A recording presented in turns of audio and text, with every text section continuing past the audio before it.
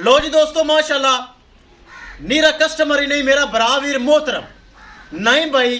फैसलाबाद तो आया है ए जर्सी फ्रीजियन बहुत अच्छी गाय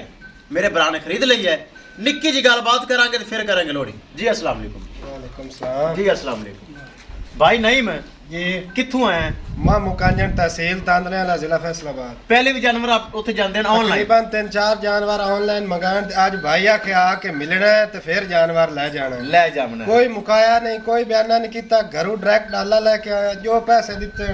उस फाड़ लैन ते गाय सानू लोड करिंदा पे मोहब्बत प्यार होया है मैं बयाना खुश हो गया खुश जी राजी जी बिल्कुल खुश हां। चलो जेड़े भरा वीर ज्यादा मेरे जानवर फैसलाबाद ही जांदे पे तुसी अगे पे आखदे फैसलाबाद ही कल्ली जाना है भाई बिहार दे सिर ते तुसी बिहार बहुत अच्छा दे रहे ने। अच्छा जी हाँ जी। ते जेड़े फैसलाबाद वाले भरा वीर मजीद वेख रहे हैं उन्हां वास्ते की पैगाम है कोई भरा ऑनलाइन खरीदे या मौके कोई पे बिरा आवे अगर तहसील तांदलेवाले दा फैसलाबाद दा कोई दोस्त ऑनलाइन खरीदना चाहे परेशान नहीं होना ना थोड़े पैसे डूब देन ते ना कोई परेशानी बनदी है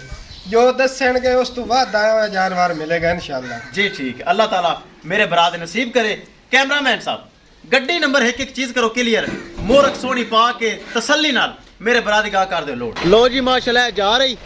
ए गड्डी नंबर जे ए बरावरी जा रहे हैं बहुत अच्छे बरा वीर हैं माशाल्लाह उन्हें तोहफा परचेज कर लिया।